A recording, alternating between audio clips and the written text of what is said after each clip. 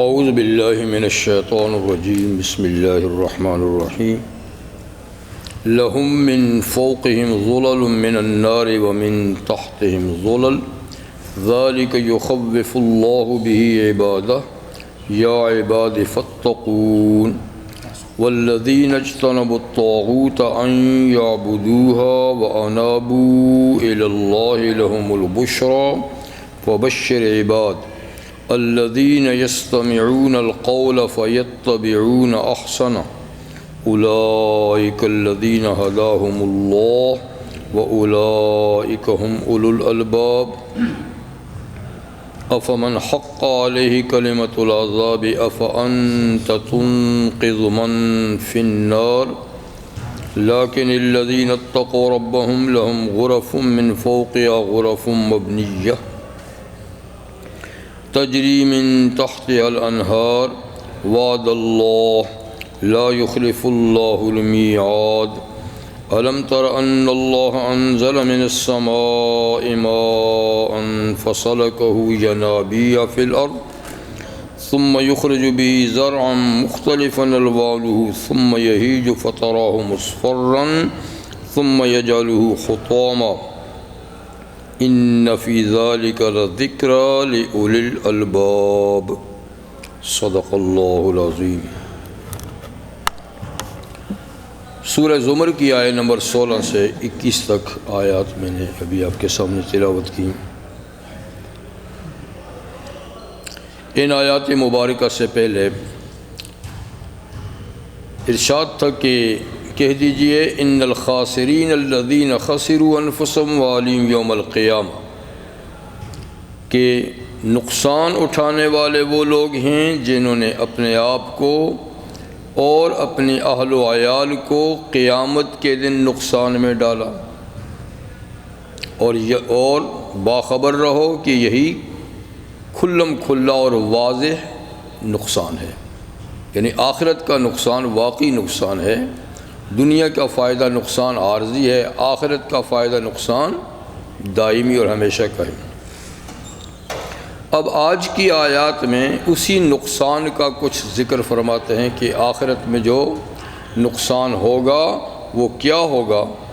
کہا فرمائے لہم من فوقہم ظلل من النار، جو لوگ آخرت میں نقصان میں پڑیں گے تو اس کی صورت جہنم کا عذاب ہوگا، اور جہنم میں عذاب کیسا ہوگا، ان کے لیے ان کے اوپر بھی سائے ہوں گے آگ کے، ومن تحتہم ظلل، اور نیچے بھی سائے ہوں گے آگ کے، یعنی چاروں طرف سے آگ نے ان کو گھیر رکھا ہوگا، چاروں طرف سے آگ نے گھیر رکھا ہوگا۔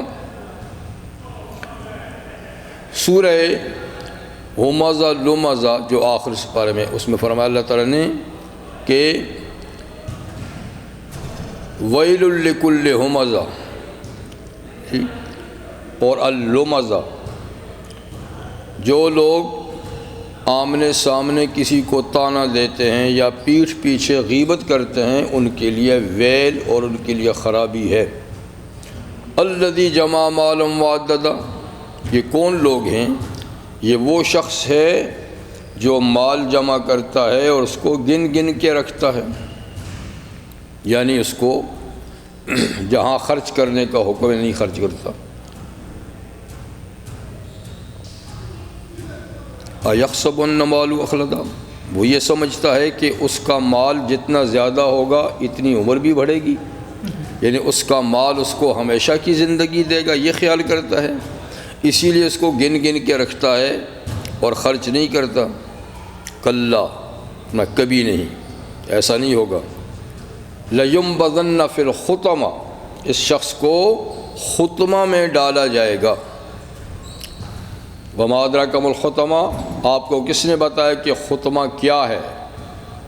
خطمہ کا لفظی معنی ہے ٹکڑے ٹکڑے، قیمہ بنانے والا، چورا چورا کرنے والا۔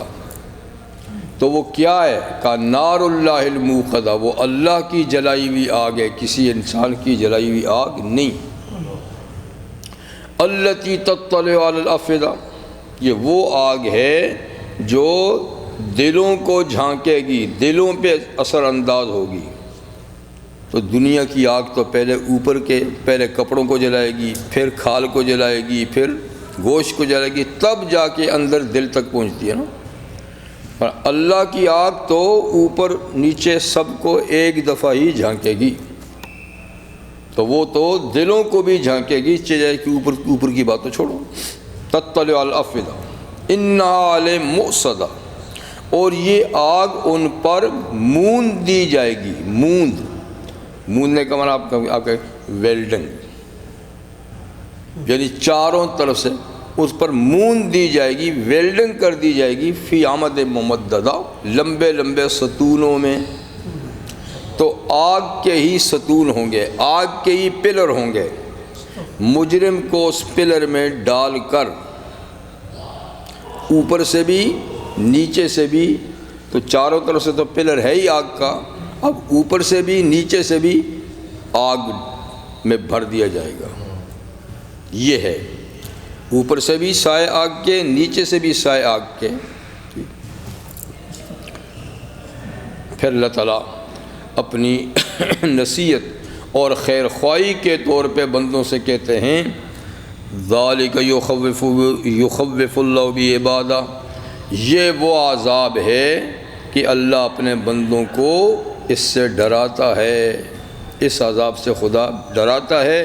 یا عباد فتقون، اے میرے بندو مجھ سے ڈرو، کہیں اس عذاب کا شکار نہ بن جانا، کوئی ایسا کام نہ کرنا جس کی پاداش میں یہ عذاب تمہیں ملے۔ تو میں تمہیں یعنی ابھی سے کہتا ہوں، ڈراتا ہوں، تم ڈرو۔ یہ تو مجرموں کا حال تھا، اور اس کے مقابلے میں اب مومنوں کا حال اللہ بیان فرماتے ہیں۔ والذین اجتنبوا الطاغوت، اور وہ لوگ جنہوں نے خود کو طاغوت سے بچایا، طاغوت سے بچایا، کیوں کیسے بچایا؟ ان یعبدوہا، یعنی اس کی عبادت سے بچایا۔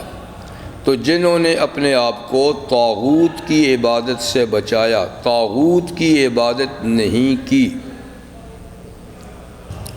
اور طاغوت کیا ہے؟ اس کا لفظی معنی تو ہوتا ہے نا سرکش، باغی، جی، لیکن اس کا معنی یہاں پر کیا ہے کہ کل ما اضل اللہ، ہر وہ چیز جو اللہ سے انسان کو بھٹکا دے، بیگانہ کر دے، تو وہ طاغوت ہے۔ ہر وہ چیز جو انسان کو گمراہ کر دے، غلط رستے پہ لگائے، وہ طاغوت ہے۔ یہ بھی اس کا معنی کیا گیا ہے کہ من یعبد غیر اللہ، اللہ کے سوا جس کی پوجا کی جائے، عبادت کی جائے، وہ طاغوت ہے۔ تو چاہے وہ جنات میں سے ہو، انسانوں میں سے ہو، کوئی بھی ہو، زندہ ہو، مردہ ہو، کوئی بھی چیز ہو، تو جس کی پرستش اللہ کے سوا کی جائے وہ طاغوت ہے۔ تو فرمایا کہ وہ لوگ جو طاغوت کی عبادت سے بچتے ہیں، غیر اللہ کی عبادت نہیں کرتے، وَأَنَابُوا إِلَى اللَّهِ، اور انہوں نے اللہ کی طرف خود کو جھکا دیا۔ انابت کا معنی رجوع، طاغوت کی عبادت سے خود کو بچایا اور اللہ کی طرف انہوں نے انابت کی یعنی رجوع کیا، تو یہ وہ خوش قسمت لوگ ہیں جو اللہ کے محبوب بندے ہیں۔ تو لہم البشرا، ان کے لیے خوشخبری ہے، ان کے لیے اچھی خبر ہے۔ تو فبشر عباد، اے نبی آپ ان میرے بندوں کو خوشخبری سنا دیجئے کہ ان کے لیے میرے پاس خوشخبری ہے۔ اچھا، اب ان لوگوں کی کچھ صفات بیان کرتے ہیں کہ جو طاغوت کی عبادت نہیں کرتے، اللہ کی طرف رجوع رکھتے ہیں، تو ان کی صفات، ان کے اعمال کیا ہیں؟ الذین یستمعون القول فیتبعون احسنہ۔ یہاں ایک ہی صفت اللہ تعالیٰ نے بیان کی ہے اپنے ان منیب بندوں کی کہ یہ وہ لوگ ہیں یستمعون القول، بات سنتے ہیں، بات یعنی ہر بات سنتے ہیں، کیا مطلب ان کے کانوں میں اچھی بری باتیں پڑتی رہتی ہیں، یعنی قصد و ارادے سے نہ بھی ہوں تو غیر اختیاری طور پہ بھی آدمی کئی باتیں سنتا ہے جی۔ تو یہ بات سنتے ہیں لیکن ہر سنی سنائی بات پہ عمل نہیں کرتے، فَيَتَّبِعُونَ أَحْسَنَ، ان سنی ہوئی باتوں میں جو سب سے اچھی بات ہوتی ہے نا تو پیروی اس کی کرتے ہیں، چلتے اس پر ہیں، اور جو اچھی نہیں ہوتی ان کو رہنے دیتے ہیں۔ تو سنتے ہیں پر پیروی کسی کرتے ہیں، احسنہ، جو بات میں سب سے زیادہ اچھی ہو۔ تو سب سے اچھی بات کا کیا مطلب ہے؟ جو دین کی بات ہو، ایمان کی بات ہو، اخلاص کی بات ہو، قرآن اور سنت کی بات ہو تو وہ اچھی بات ہے۔ تو یعنی یوں تو چلتے پھرتے اٹھتے بیٹھتے لوگوں سے کئی باتیں سنتے ہیں لیکن چلتے اس بات پہ ہیں جو سب سے اچھی ہے، فَيَتَّبِعُونَ أَحْسَنَ۔ ایک تو معنی اس کا یہی ہے جی کہ یعنی ہر بات سنتے ہیں پر ہر پہ عمل نہیں کرتے، جو احسن ہے یعنی دین کی بات، ایمان کی بات، قرآن کی بات، سنت کی بات، اس پہ عمل کرتے ہیں۔ احسن کا ایک معنی یہ بھی ہے کہ اس سے مراد دین ہی کی باتیں ہیں اور نہیں۔ تو مطلب ہے کہ وہ سنتے ہیں بات، غور سے سنتے ہیں بات، فَيَتَّبِعُونَ أَحْسَنَ، وہ پھر دین کی باتوں میں بھی جو احسن ہیں اس کی پیروی کرتے ہیں۔ اس لیے کہ دین کی باتیں بھی بعض، سب نہیں، بعض دو طرح ہوتی ہیں، ایک حسن ایک احسن۔ ایک حسن یعنی ایک اچھی، ایک بہت اچھی۔ تو دین کی وہ باتیں سنتے ہیں، حسن بھی سنتے ہیں احسن بھی سنتے ہیں، پھر وہ حسن کے بجائے احسن پہ عمل کرتے ہیں۔ اگرچہ عمل حسن پہ بھی جائز ہے پر احسن پہ عمل کرتے ہیں۔ اب اس کی مثال، کسی نے دوسرے کے ساتھ زیادتی کی، ظلم کیا جی، تو اب مظلوم کو اجازت ہے کہ وہ ظالم سے بدلہ لے، جتنا ظلم کیا ہے اتنا ہی بدلہ لینا جائز ہے، تو یہ حسن ہے، بدلہ لینا حسن ہے، لیکن معاف کر دینا احسن ہے، معاف کر دینا احسن ہے۔ تو یہ وہ لوگ ہیں یعنی حسن کے بجائے احسن پہ عمل کرتے ہیں۔ ایک مثال ہوگی۔ دوسری مثال آپ اس کی یوں سمجھیے، جیسے سفر کے دوران روزہ رکھنے کی اجازت ہے اور نہ رکھنے کی بھی اجازت ہے،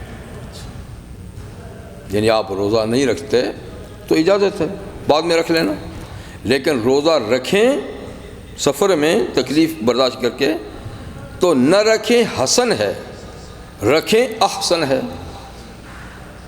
یعنی نہ رکھنے کی رخصت ہے لیکن عزیمت یہ ہے، زیادہ ثواب یہ ہے کہ آپ رکھیں۔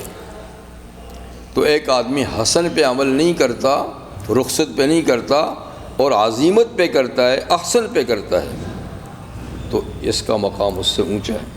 یعنی نہ رکھنا جائز تھا پر اس نے رکھ کر زیادہ ثواب کما لیا، احسن کام کر لیا۔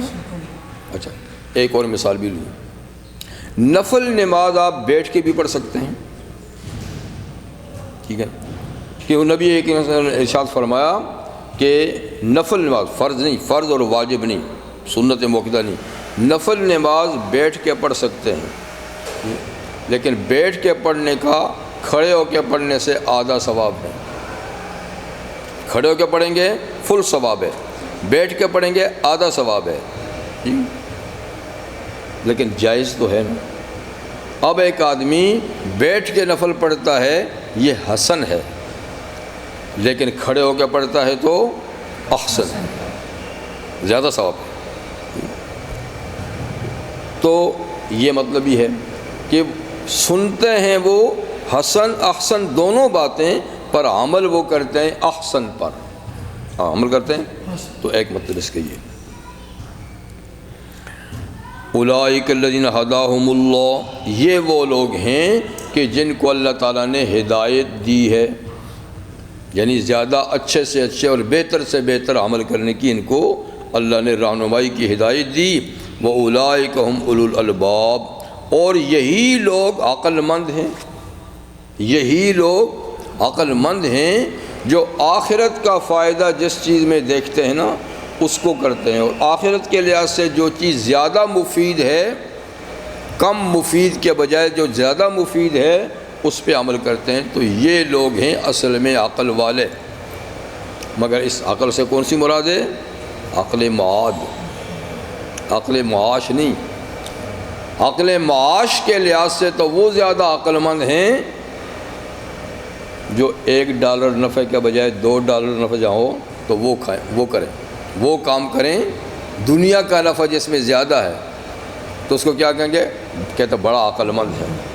یعنی یہ عقل معاش کی ہے صرف، اور آخرت کے لحاظ سے جو کام زیادہ مفید ہے کم مفید کے مقابلے میں جو زیادہ مفید کام کرے گا وہ عقل مند ہے عقل معاد کے لحاظ سے۔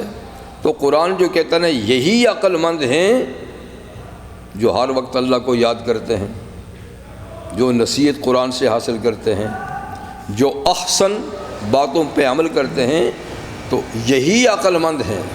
مطلب ہے کہ ان کی عقل کی رسائی بہت دور تک ہے، اور یہ ہمیشہ والے فائدے کو سامنے رکھتے ہیں، عارضی فائدے اور نقصان کے پیچھے نہیں جاتے۔ افمن حق علیہ کلمۃ العذاب، فرمایا ایک تو یہ لوگ ہیں، ایک وہ لوگ ہیں جو آخرت کے معاملے میں بالکل بے عقل ہیں، زیرو ہے عقل ان کی، سوچتے تک نہیں آخرت کا فائدہ جی، ان کی ساری تگ و دو، ساری دوڑ دھوپ دنیا کے لیے ہے۔ افمن حق علیہ کلمۃ العذاب، کیا وہ شخص کہ جس پہ عذاب والی بات ثابت ہو چکی ہے کہ اس کو آخرت میں عذاب ملنا ہی ہے، اور وہ کام بھی وہی کر رہا ہے جو عذاب والے ہیں، تو افانت تنقذ من فی النار، کیا جو جہنم میں جائے گا آپ اس کو چھڑا لیں گے؟ یعنی ایسا نہیں ہوگا۔ جو جہنمیوں ہی کے کام کرتا ہے اور اللہ کے علم میں اس کے لیے جہنم ثابت ہو چکی ہے، تو اس کو کوئی جہنم کے کام سے ہٹا نہیں سکتا اور جہنم سے نکال بھی نہیں سکتا۔ لیکن ان کے مقابلے میں پھر نیک لوگوں کی بات، لیکن الذین اتقوا ربہم، وہ جو اپنے رب سے ڈرتے ہیں اس دنیا میں، اپنے رب سے ڈرتے ہیں اس دنیا میں، تو لہم غرف من فوقہا غرف مبنیہ، ان کے لیے جنت میں بالا خانے ہوں گے، اوپر کی منزلیں ہوں گی، اوپر کی منزلیں، اور یعنی غرف من فوقہا غرف، یعنی ایک بالا خانہ ہی نہیں، ایک منزل نہیں، منزل پہ منزل، منزل پہ منزل، کئی منزلہ ان کی عمارتیں ہوں گی، بالا خانے پر بالا خانہ، مبنیۃ، بنائے ہوئے بالا خانے ہوں گے۔ دوسری حدیث میں نبی کریم صلی اللہ علیہ وسلم نے ارشاد فرمایا کہ وہ اتنے شفاف ہوں گے کہ باہر سے اندر نظر آئے گا، جیسے اندر سے باہر نظر آئے گا تو باہر سے اندر نظر آئے گا، ایسے یعنی صاف اور شفاف ہوں گے۔ اور تجری من تحت الانہار، ان کے سامنے سے نہریں بہتی ہوں گی، ان کے سامنے سے نہریں بہتی ہوں گی۔ نہروں کا بہاؤ یہ بہت خوش منظر ہوتا ہے، لوگ دنیا میں بھی کوشش کرتے ہیں کہ ان کے گھروں کے سامنے کوئی نہر بہتی ہو، کوئی دریا بہتا ہو، یا نہیں تو کم سے کم کوئی پانی کا حوض ہی ہو، اس لیے کہ پانی ایک ایسی چیز ہے کہ جو جگہ کو خوش منظر بناتی ہے، جہاں پھر پانی ہوگی وہاں سبزہ بھی ہوگا۔ تو جنتیوں کے مکانات کے سامنے سے ہی نہریں بہتی ہوں گی، تو ایک بڑا اچھا منظر پیش کریں گے وہ۔ وعد اللہ، یہ اللہ کا وعدہ ہے کہ وہ اپنے بندوں کو ایسی جگہ میں بسائے گا، ایسے بالا خانوں میں، ایسی جگہوں میں اللہ ان کو بسائے گا، یہ اللہ کا وعدہ ہے۔ اور لا یخلف اللہ المیعاد، اللہ کا وعدہ وہ وعدہ نہیں جو کبھی پورا نہ ہو۔ اللہ تو وعدے کے خلاف نہیں کرتا۔ خلاف ورزی تو وہ کرتے ہیں نا جو وعدے بڑے بڑے کریں اور پھر پورا نہ کر سکیں۔ اللہ تو جو وعدہ کرتا ہے وہ پورا کرنے پہ بھی تو قادر ہے، اس لیے اللہ تعالیٰ وعدہ خلاف نہیں کرتے، اور وعدہ خلافی ایک عیب ہے، اللہ تو ہر عیب سے پاک ہیں، اللہ تو ہر عیب سے پاک ہے۔ اس کے بعد اللہ تعالیٰ ایک اور دلیل اپنی توحید اور اپنی قدرت پر بیان فرماتے ہیں، اور ساتھ ساتھ یہ انسانی زندگی پر بھی منطبق کرتے ہیں۔ اس دلیل کو انسانی زندگی پر بھی اس کا یعنی یہ منطبق ہے، یہ اس کے موافق ہے۔ الم تر ان اللہ انزل من السماء ماء، آپ نے دیکھا نہیں، کیا مطلب دیکھا نہیں؟ یعنی آپ ہمیشہ دیکھتے رہتے ہیں، یہ تو آنکھوں سے دکھنے والی چیز ہے، تو آپ نے دیکھا نہیں۔ انزل من السماء ماء، اللہ تعالیٰ آسمان سے پانی اتارتا ہے۔ آسمان کا معنی یہاں یہ آسمان نہیں جس کو ہم آسمان کہتے ہیں، یہاں آسمان سے مراد بلندی، اوپر، تو اس سے مراد ہے بادل۔ جی، تو اللہ تعالیٰ بادلوں سے پانی اتارتے ہیں۔ عربی میں ہر اوپر کی چیز کو سما کہتے ہیں، ہر اوپر کی چیز کو، بادل بھی سما ہے، سورج، چاند، ستارے، سیارے، یہ سب سما ہی سما ہے، اور چونکہ آسمان ان کے بھی اوپر ہے تو اس لیے آسمان بھی سما ہے۔ تو اللہ تعالیٰ سما یعنی بلندی سے پانی اتارتے ہیں۔ فَسَلَكَهُ يَنَابِيعَ فِي الْأَرْضِ، پھر اس پانی کو چشموں کے ذریعے سے زمین میں بہا دیتے ہیں، یعنی کچھ پانی تو سطح زمین پر ہی بہتا ہے، ندی نالوں میں بارش کا پانی بہہ کے چلا جاتا ہے، کچھ پانی کو زمین کے اندر اندر چلاتے ہیں، ینابی کا معنی ہے یعنی زمین کے اندر نالیوں کی شکل میں چلاتے ہیں، اور پھر جہاں اللہ تعالیٰ کو منظور ہوتا ہے وہاں سے خود ہی وہ چشمے کی صورت میں نکل آتا ہے، یا ہم کھود کر اس کو نکال لیتے ہیں، لیکن زیر زمین بھی پانی کا بہت بڑا سٹاک اللہ تعالیٰ نے رکھا ہے۔ جیسے کہ سطح زمین پر دریا بہا دیے ہیں، بڑے بڑے حوض ہیں، جھیلیں ہیں، تو زمین کے اندر بھی اللہ تعالیٰ نے پانی کہیں زیادہ قریب کہیں دور پانی کا بہت بڑا ذخیرہ ہے، اور کہیں خود ہی پھوٹ کے نکل آتا ہے۔ ثم یخرج به زرعا، پھر اس پانی کے ذریعے سے اللہ تعالیٰ کھیت نکالتا ہے، پودے نکالتا ہے۔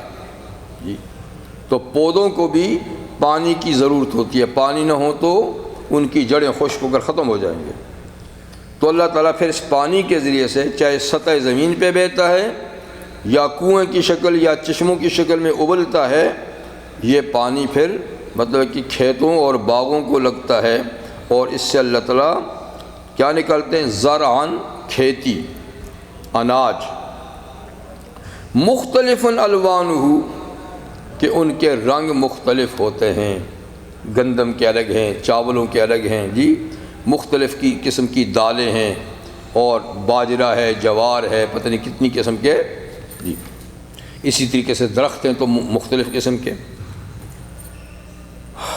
تو یہ پانی سے نکلتے ہیں۔ تو جب نکلتے ہیں تو بڑے نرم و نازک اور بڑے تر و تازہ اور شاداب ہوتے ہیں۔ ثم یہیج، پھر یہ فصل پک جاتی ہے، ایک وقت گزرنے کے ساتھ ساتھ یہ فصل پک جاتی ہے۔ فتراء مصفرا، تو آپ اس کو دیکھتے ہیں کہ وہ زرد بن گئی ہے، پیلی ہو گئی ہے، زرد ہو گئی ہے۔ زرد ہونے کے بعد یہ مکمل پک جاتی ہے۔ تو ثم یجعل حطاما، پھر اللہ اس کھیتی کو چورا چورا کر دیتے ہیں، یعنی یہ کٹ جاتی ہے، کٹنے کے بعد پھر یہ چورا چورا بن جاتی ہے، بھوسا بن جاتا ہے، تو دانے نکل جاتے ہیں باقی جو ہے پودا وہ کٹ کر چورا چورا ہو جاتا ہے، چاہے اس کو لوگ بنائیں چورا یا وہ ویسے ہی ہواؤں سے کچھ دن گزرنے کے بعد گل سڑ کر چورا چورا ہو جاتا ہے۔ ان فی ذلک لذکریٰ لأولی الالباب، کھیت کے بارش کے نازل ہونے، کھیت کے اگنے پکنے اور کٹنے میں بھی عقل والوں کے لیے اللہ کی قدرت کی بڑی نشانی ہے۔ عقل والوں کے لیے اگر وہ اس کو سوچیں، ایک طرف وہ اللہ کی قدرت کا اقرار کریں گے اور دوسری طرف خود انسانی زندگی کی بھی یہ ایک مثال ہے، خود انسانی زندگی کی بھی یہ مثال ہے کہ ایک قطرہ پانی کا ہوتا ہے، پھر اللہ اس کو ایک مقام میں رکھتے ہیں۔ جیسے آپ بیج کو زمین میں ڈالتے ہیں تو وہ بھی ایک طرح کا بیج ہے جس سے انسان کا پودا نکلتا ہے، وہ بھی اللہ کی جگہ رکھتے ہیں، اور کچھ عرصہ گزرنے کے بعد جیسے یہ بیج پھٹ کر پودا نکلتا ہے، وہ بیج پک کر بن کر انسان نکلتا ہے۔ جس طرح یہ شروع میں نرم و نازک ہے، وہ بچہ اس سے بھی زیادہ نرم و نازک ہے، پھر جیسے یہ بڑھتا بڑھتا جوانی کو پہنچتا ہے، وہ بھی جوانی کو پہنچتا ہے، پھر جیسے یہ فصل پک جاتی ہے، انسان کی عمر بھی پک جاتی ہے، جی جھریاں پڑ جاتی ہیں، پھر ہر چیز ہر قوت کمزور ہو جاتی ہے، پھر یہ کہ جیسے یہ فصل کٹ جاتی ہے اور وہ اس کی فصل بھی کٹ جاتی ہے، مر جاتا ہے، ختم ہو جاتا ہے۔ تو انسان کی تخلیق کا آغاز اور اس کی انتہا بالکل یعنی فصل ہی کی طرح ہے، فصل ہی کی طرح ہے۔ تو عقل والے اس کو سوچتے ہیں، اور بے عقل جو ہیں ان کو تو پرواہ ہی نہیں، کہاں سے آئے، کیسے آئے، کہاں جائیں گے پتہ ہی نہیں۔ افمن شرح اللہ صدرہ للاسلام، اب پھر حق تعالی شانہ یہاں پر ہدایت اور گمراہی، جی ہدایت یافتہ اور گمراہ انسان کے بارے میں ارشاد فرماتے ہیں کہ ہدایت یافتہ انسان ایسا ہے کہ اللہ اس کا سینہ ہدایت کے لیے کھول دیتے ہیں، اور جو گمراہ ہوتا ہے اس کا سینہ تنگ ہوتا ہے، کھلتا ہی نہیں ہے۔ جب کھلتا ہی نہیں ہے، تنگ ہوتا ہے، اس میں کوئی بات پڑتی ہی نہیں ہے۔ تو جس کا سینہ کھلا ہے اس میں ہر اچھی بات پڑتی ہے، اس سے فائدہ اٹھاتا ہے۔ کیا وہ شخص شرح اللہ صدرہ للاسلام کہ اللہ نے اس کا سینہ اسلام کے لیے کھول دیا، اسلام کی باتیں اس میں پڑتی ہیں، وہ اس کو قبول کرتا ہے، وہ اس سے فائدہ اٹھاتا ہے، تو یہ شخص فَهُوَ عَلَىٰ نُورٍ مِّن رَبِّهِ، جس کا سینہ اسلام کی تعلیمات کے لیے کھل جائے تو یہ اپنے رب کی طرف سے ایک روشنی پر ہوتا ہے، اس کا دل روشن ہوتا ہے، کیونکہ اسلام نور ہے، اور جس کا سینہ نور کے لیے کھلا ہے وہ جب پڑھے گا تو سینہ اس کا نور ہو جائے گا، روشن ہو جائے گا، تو یہ شخص روشنی پر ہے۔ اس کی ظاہری نشانی کیونکہ یہاں روشنی سے مراد یہ کوئی ہماری یہ لائٹیں تو نہیں ہے نا، تو اسلام کی اور ایمان کی روشنی کیا ہے، اس کی کیا نشانی ہے، تو فرمایا کہ اس کی نشانی یہ ہے الانابۃ الی دار الخلود، ہمیشہ کا جو گھر ہے آخرت، اس کی طرف آدمی کی توجہ اور رجوع ہو جائے تو معلوم ہے کہ اس کا دل روشن ہے۔ دل کی روشنی کیا ہے کہ آدمی کا دل آخرت کی طرف جھک جائے، مائل ہو جائے، یہاں دل کم لگے ادھر دل زیادہ لگے، یہاں کے کاموں میں کم دل لگی ہو اس کے کاموں میں زیادہ دل لگی ہو، تو یہ ایک نشانی ہے۔ دوسری یہ ہے کہ یہاں سے دل دور ہوتا رہے، ادھر دل قریب ہوتا رہے، یہاں سے دل دور ہوتا رہے، تو یہ نشانی کس کی، کس کا شرع صدر ہے، اس کا سینہ دین کے لیے کھل گیا۔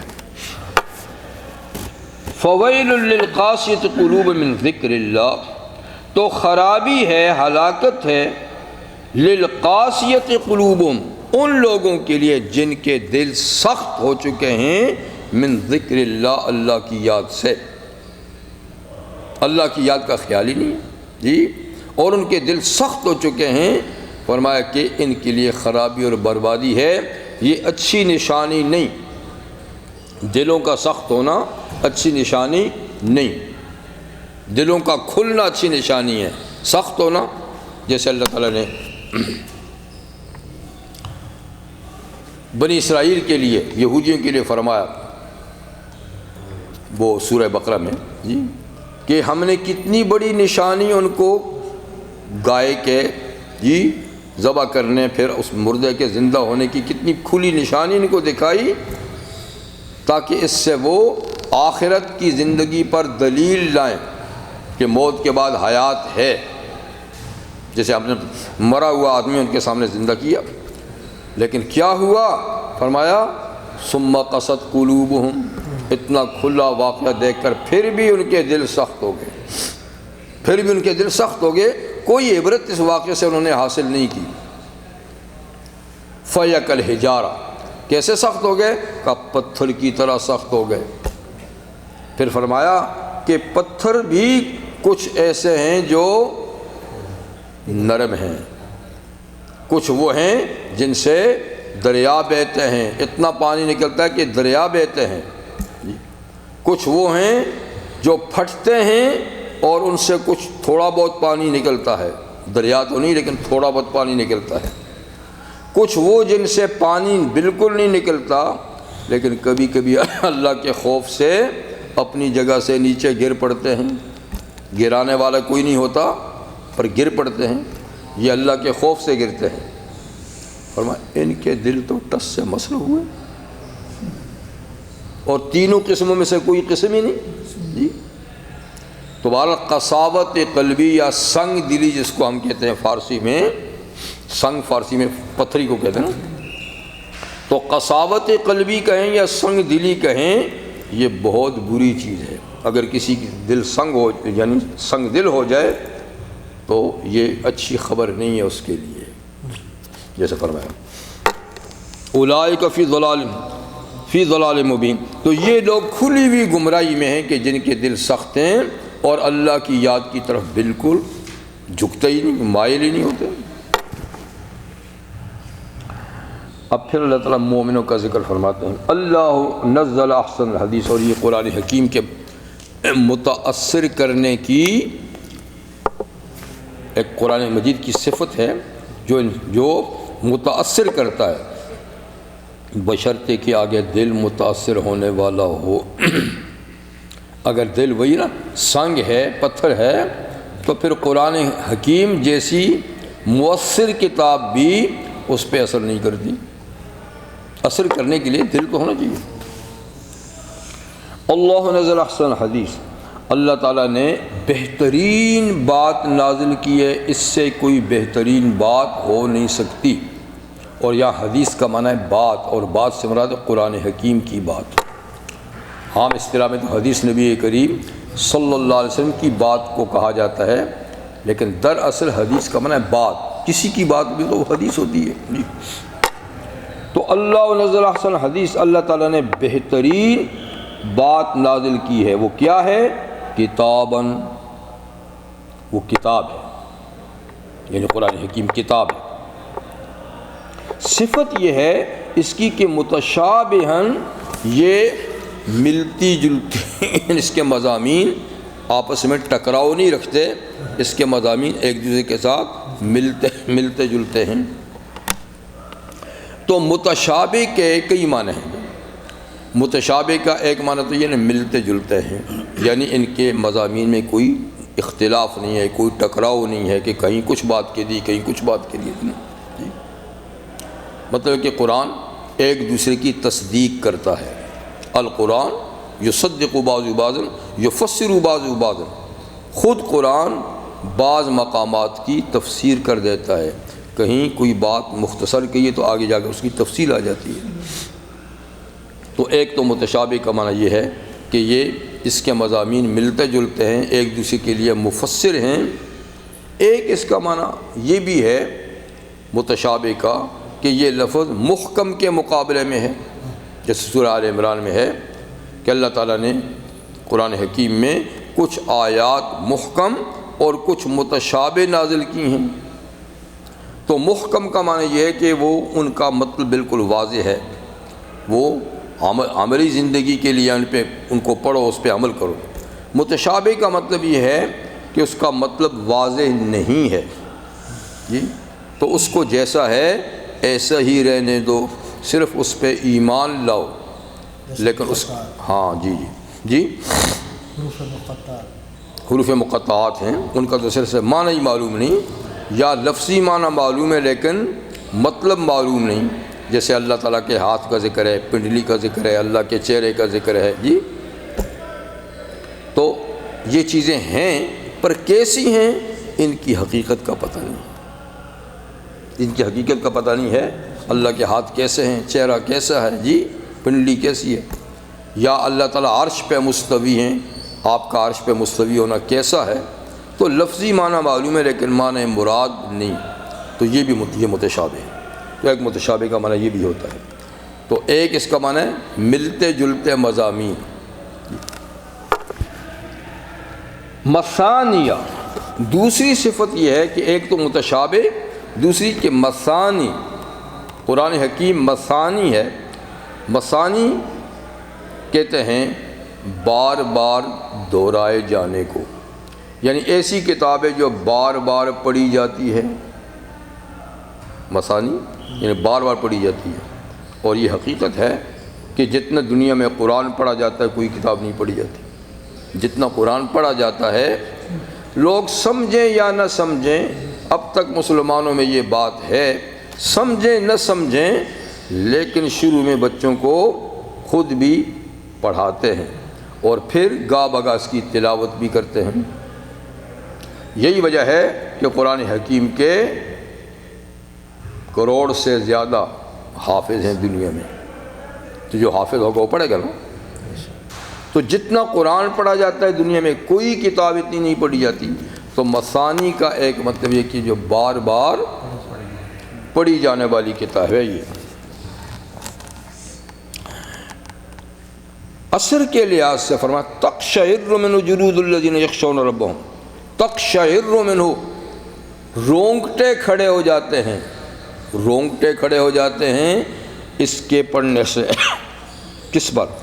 یعنی رونگٹے کھڑے ہو جاتے ہیں اس سے، جلود الذین یخشون ربہم، ان لوگوں کی کھالوں پر رونگٹے کھڑے ہو جاتے ہیں جو اپنے رب سے ڈرتے ہیں، جو ڈرتے ہیں اور پھر سمجھ کے پڑھتے ہیں، تو خوف سے ان کی کھالیں سکڑ جاتی ہیں، ان پہ رونگٹے کھڑے ہو جاتے ہیں۔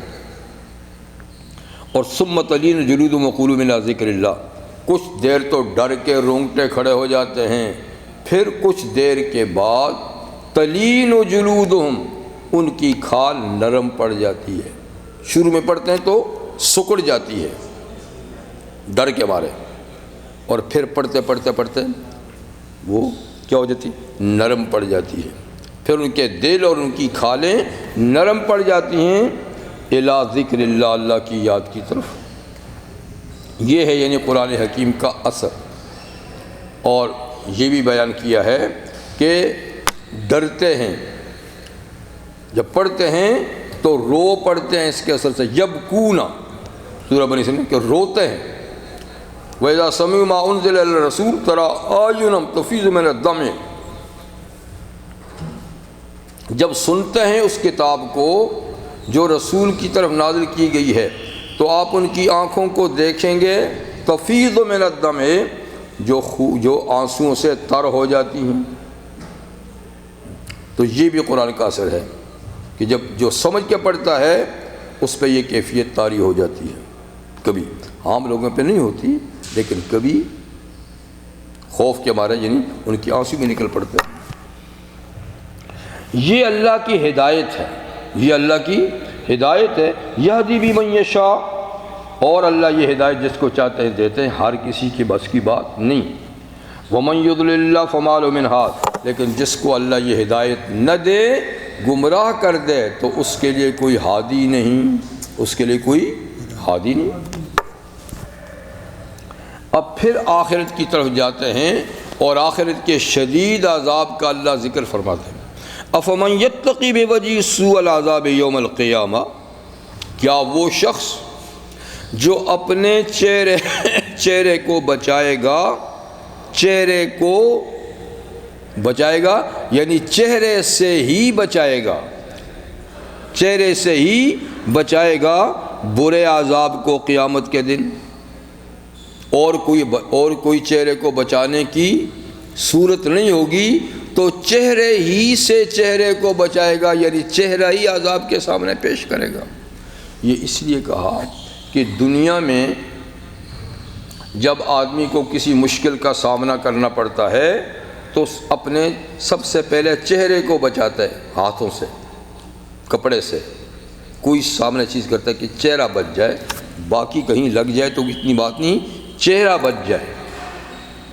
تو اللہ تعالیٰ فرماتے ہیں قیامت کے دن پھر ایسا دن ہوگا کہ چہرے کو بچانے کے لیے اس کے پاس کوئی چیز نہیں ہوگی، تو چہرے ہی کو جیسے چہرے کے بچانے کے لیے پیش کر رہا ہے، اس لیے کہ ہاتھ تو اس کے جکڑے ہوئے ہوں گے، پیچھے ہاتھ تو پیچھے باندھے ہوئے ہوں گے، تو اس کے پاس چہرے کو بچانے کے لیے ہاتھ نہیں ہوگا، پھر چہرہ ہی عذاب کے سامنے کرے گا، تو ایسا شدید وقت ہو۔ تو کیا وہ شخص یتقی بوجہہ سوء العذاب، جو اپنے چہرے سے ہی برے عذاب کو یعنی ہٹانے کی کوشش کرے گا، جبکہ چہرے سے دنیا میں ہٹایا کرتا تھا، آج چہرے کو پیش کر رہا ہے، تو یعنی اس دن کی سختی کا اندازہ لگاؤ۔ اور ظالموں سے کہا جائے گا ذوقوا ما کنتم تکسبون، تم چکھو مزہ اس کا جو دنیا میں تم کام کرتے تھے، دنیا میں جو عمل کرتے تھے، یہ اس کا مزہ ہے، یہ عذاب اس کو اب چکھو۔ کذب الذین من قبلہم، ان سے پہلے لوگوں یعنی اے محمد صلی اللہ علیہ وسلم آپ کی امت سے پہلے لوگوں نے بھی تکذیب کی، حق کو ٹھکرایا، فَأَتَاهُمُ الْعَذَابُ مِنْ حَيْثُ لَا يَشْعُرُونَ، تو ان کے پاس عذاب اس طرح آیا کہ انہیں پتہ بھی نہیں چلا، پتہ بھی نہیں چلا، یعنی دنیا میں بھی اس طریقے سے عذاب آیا کہ خوش فہمی میں مبتلا تھے، جیسے قوم عاد کا ذکر ہے، جب عذاب آیا تو خوش ہونے لگے کہ ھذا عارض ممطرنا، یہ بادل تو ہم پہ برسنے کے لیے آئے ہیں، حالانکہ وہ آگ برسانے کے لیے آئے تھے، بارش برسانے کے لیے نہیں آئے تھے۔ یا مدین والوں کے لیے جب آیا جی بادل آئے ٹھنڈے ٹھنڈے، خوش ہوئے، اس کے نیچے گئے، تو اس طرح عذاب آیا ان کے پاس کہ ان کو پتہ بھی نہیں چلا کہ یہ عذاب ہے۔ فَأَذَاقَهُمُ اللَّهُ الْخِزْيَ فِي الْحَيَاةِ الدُّنْيَا، اللہ نے ان کو ذلت کا عذاب چکھایا اس دنیا کی زندگی میں بھی، لیکن یہ پورا عذاب نہیں، وَلَعَذَابُ الْآخِرَةِ أَكْبَرُ، آگے آخرت کا عذاب تو بہت بڑی بات ہے، بہت بڑی چیز ہے، یہ تو اس کے مقابلے میں کچھ ہے ہی نہیں۔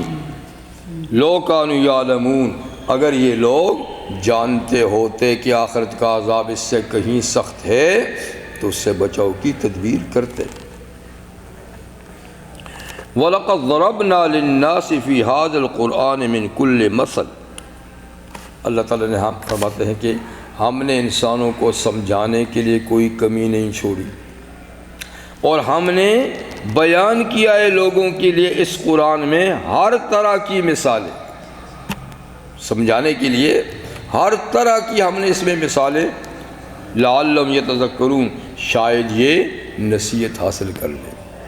تو جتنی نصیحت کے حاصل کرنے کے ذرائع اسباب تھے، دلائل بھی، مثالیں بھی، وہ سب ہم نے ان کے لیے بیان کی۔ مثال سمجھانے کا سب سے آسان طریقہ ہے، یعنی مضبوط طریقہ تو دلیل ہے، لیکن ہر آدمی دلیل نہیں سمجھتا۔ مثال اتنی آسان چیز ہے کہ بڑی سی بڑی چیز آپ مثال سے فوری طور پہ ذہن میں اتار سکتے ہیں ہر آدمی کے۔ تو قرآن حکیم نے بھی سمجھانے کے لیے یہ طریقہ بھی اختیار کیا ہے کہ کئی باتیں اللہ تعالیٰ نے مثال کے روپ، مثال کے طریقے سے سمجھائی ہیں، جیسے کلمہ طیبہ کی مثال ایک درخت سے دی، جی نا جی۔ اور اسی طریقے سے کئی مثالیں، شرک کی مثال، مشرک کی مثال عنکبوت یعنی مکڑی سے دی، تو بہت ساری مثالیں۔ اسی طرح پیغمبر کریم صلی اللہ علیہ وسلم نے کئی باتیں صحابہ کو مثال کے ذریعے سے سمجھائیں، فوراً سمجھ میں آ گئی۔ جیسے اللہ بندے کی توبہ سے کتنا خوش ہوتا ہے، ایک مثال دی آپ نے، جس کا صحرا میں اونٹ گم ہو گیا، سامان بھی جی، اور پھر اس کو ملا تو کتنا خوش ہوا، ایک مثال ہے۔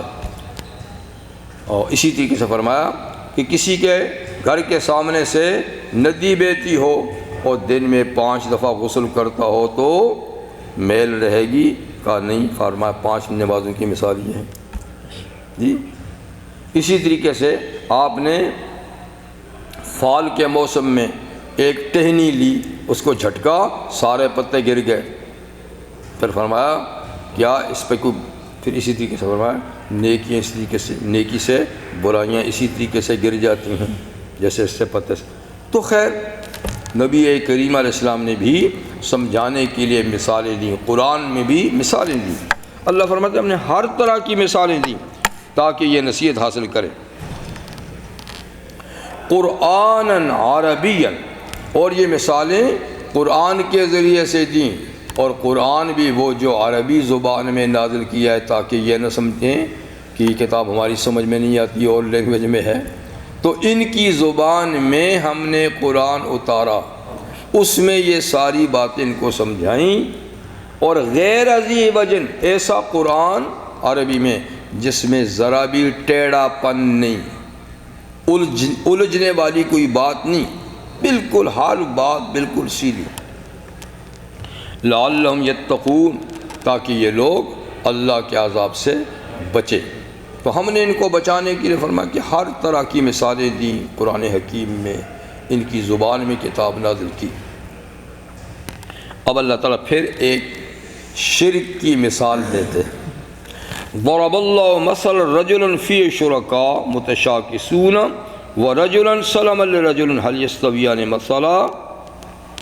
اللہ بیان کرتے ہیں ایک مثال ایک آدمی کی، اس آدمی سے مراد ہے غلام، ایک غلام آدمی کی مثال، فی شرکاء، کہ اس غلام میں کئی شریک ہیں، کئی شریکوں کا ایک غلام ہے، کئی پارٹنر ہیں اس کا، ان کا ایک غلام ہے، اور وہ پارٹنر بھی کیسے ہیں؟ متشاکسون، ایک دوسرے سے ضد کرتے ہیں، ایک دوسرے کی بات نہیں مانتے، ان میں اتفاق رائے نہیں، مختلف الرائے ہیں۔ وَرَجُلًا، اور ایک غلام وہ ہے سَلَمًا لِرَجُلٍ، جو پورے کا پورا ایک ہی آدمی کا غلام ہے۔ تو فرمائیں، یعنی آپ اللہ تعالیٰ فرماتے ہیں کہ دیکھو اب وہ غلام جو کئی آقاؤں کا غلام ہے، اور آقا بھی سارے ضدہ ضدی رکھتے ہیں، وہ کتنی مشکلات میں ہوگا، وہ کتنی مشکلات میں ہوگا۔ ایک ادھر بلاتا ہے، ادھر بلاتا ہے، ادھر بلاتا ہے، وہ کس کی مانے گا، کس کے پیچھے چلے گا، ہر وقت پریشانی میں رہے گا جی، کس کو راضی کرے گا۔ اور ایک وہ جو ایک ہی آدمی کا غلام ہے، اس کے لیے آسان ہے کہ اپنے آقا کو راضی کرے۔ تو مشرک کی مثال فرمایا یہ ہے کہ اس نے کئی خدا بنا رکھے ہیں، کئی حاجت روا مشکل کشا بنا رکھے ہیں، تو وہ پریشان ہی رہے گا، اس کو نیاز دے، اس کی نیاز دے، اس کی نیاز دے، کیا کرے۔ اور ایک موحد ہے جس کا ایک ہی آقا ہے، ایک ہی آقا ہے، کتنا سکھیا ہے، اس کو صرف اسی کو راضی کرنا ہے، اسی کو راضی کرنا ہے۔ تو مشرک کی مثال اور مومن کی مثال، تو فرمایا حال یستویان مثلا، یہ دونوں غلام مثال میں ایک جیسے ہیں، یعنی بالکل ایک جیسے نہیں، ایک پریشان حال مصیبت زدہ، ایک خوشحال۔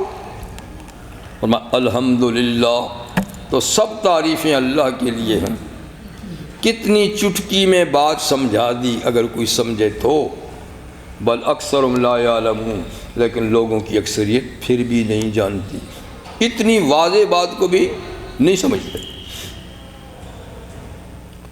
مشرکین نبی کریم صلی اللہ علیہ وسلم کو بہت ستاتے تھے، ٹھیک ہے نا، بہت مخالفت کرتے تھے، تو کبھی کبھی اپنے آپ کو تسلی دیتے تھے، یار چھوڑو، آخر کب تک جیے گا، جی ایک دن یہ مر جائے گا، قصہ ختم ہو جائے گا، قصہ ختم ہو جائے گا۔ تو تھک ہار کے کہتے ہیں بھائی موت کا انتظار کرو، موت کا انتظار کرو۔ اللہ تعالیٰ جواب دیتے ہیں یہ آپ کی موت کا انتظار کرتے ہیں تو کیا یہ ہمیشہ رہیں گے؟ یہ ہمیشہ رہیں گے؟ انک میت و انہم میتون، جی آپ وفات پانے والے ہیں، یہ بھی موت کا شکار ہونے والے ہیں، ان کے پاس کوئی گارنٹی ہے؟ یعنی کتنی احمقانہ سوچ ہے۔ وہ کوئی بادشاہ تھا ایران کا، غالباً نوشی رواں تھا، تو بادشاہوں میں تو رقابتیں چلتی ہیں نا دوسرے بادشاہوں کے ساتھ، تو کوئی دوسرا مخالف بادشاہ تھا، وہ مر گیا، تو کسی نے خوشخبری کے طور پہ اس کی اطلاع دی، لو جناب فلاں بادشاہ تو مر گیا، یعنی جو آپ کا مخالف تھا، تو بے عقل تو خوش ہو جاتے ہیں نا، لیکن وہ عقل مند تھا، اس نے جواب میں کہا کہ وہ پورا شعر تو بھی ذہن سے اتر گیا ہے، لیکن یہ کہ موت عدو جائے شادمانی نیست، موت عدو پہلا لفظ ذہن میں نہیں، دشمن کی موت کوئی دشمن بھی ہو یہ خوشی کی بات نہیں، کہ زندگانی ما نیز جاویدانی نیست، اس لیے کہ میری زندگی بھی تو ہمیشہ کی نہیں، خوش تو تب ہوں کہ میں ہمیشہ رہوں اور وہ مر گیا ہے۔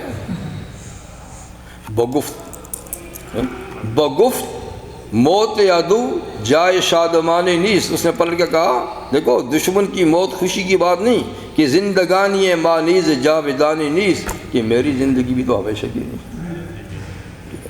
تو فرمایا یہ تو گھٹیا سوچ ہے کہ لو جی چھوڑو، یہ مر جائے گا تو یہ ہو جائے گا، تو تم کو جیتے رہو گے۔